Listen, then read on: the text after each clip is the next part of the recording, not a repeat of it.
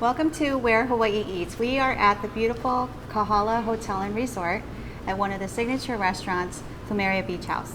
I'm also seated next to the CEO of 870, Sanford Hasegawa. Thank you for joining me today. Thanks for having me, Ann. Also, we have Chef Jonathan Mizukami that has prepared some great dishes for us. Chef, can you join us?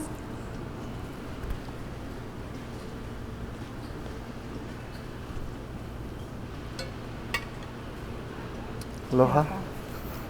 Can you let us know what we're going to be dining on today? So this is our seafood tower. We have Kona lobster, poached shrimp, big eye ahi, kampachi, and salmon.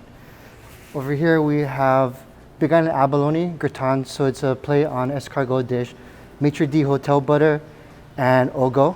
This is our famous fried ahi musubi with Asian remoulade.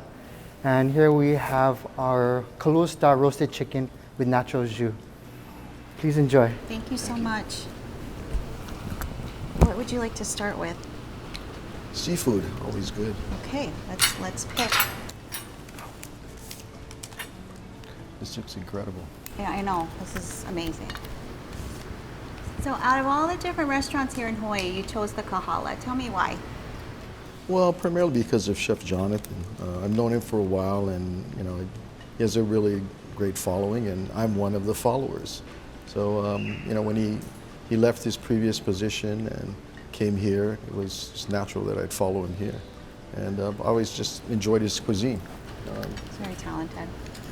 Really talented. So you grew up in a roundabout way, you grew up in the restaurant culture. Your dad was a commercial fisherman. Yeah, he was a commercial fisherman, and he also actually had some restaurants. And it was, growing up, it was all seafood, and seafood was, always around the table. We didn't eat a lot of steak or beef or meats, but always, a lot of seafood. So you must have some amazing childhood memories about eating and. Yeah, it's, great memories of being at the beach, and my uncles were divers and fishermen also, and we had a lot of taco, Samoan crab. So always we are really the sea really fed us well, and so I have a lot of fond memories, especially eating really great food on the beach. Yeah, you got to partake in some of it. Thank you. I don't know where to start. So you mentioned seafood and taco, but there had to be some fun memories that you remember growing up of like spam musubis, or did you eat spam musubis? Oh yeah, of course. I just had one the other day on golfing, but yeah, I mean it wasn't just all seafood, but it was really a mix of local style food growing up. Aunties could make lau and Filipino food, so grew up with all the different cuisines of Hawaii, which is really fortunate. So there were probably a lot of mom and pop restaurants that you were able to go to. Can you name some? I can't even think of a lot of the ones that are still around.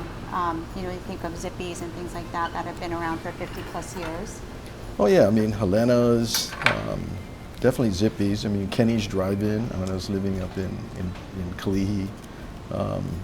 Kabuki restaurant, maybe not so mom and pops, but it wasn't always fine cuisine. So later in life when I was able to actually travel and really explore different types of cuisine, it was really exciting for me.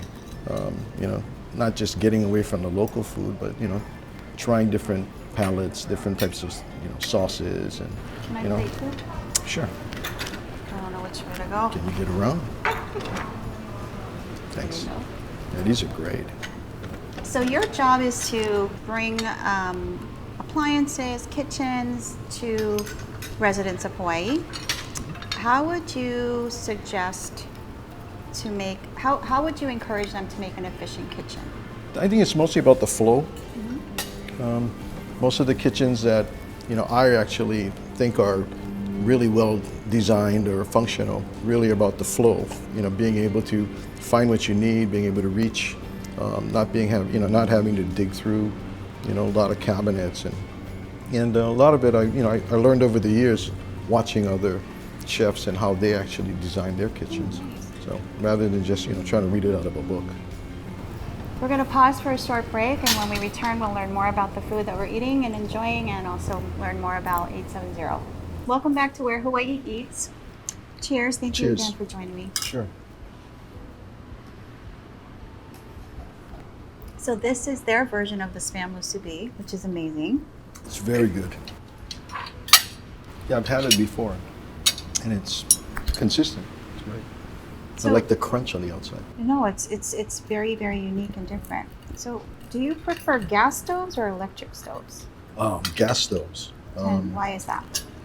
Well, growing up, it was always, all the chefs that were cooking with gas, and it was, this whole mystique of, flame. And even at my home, I actually dug up the street just to put gas in. Is that right?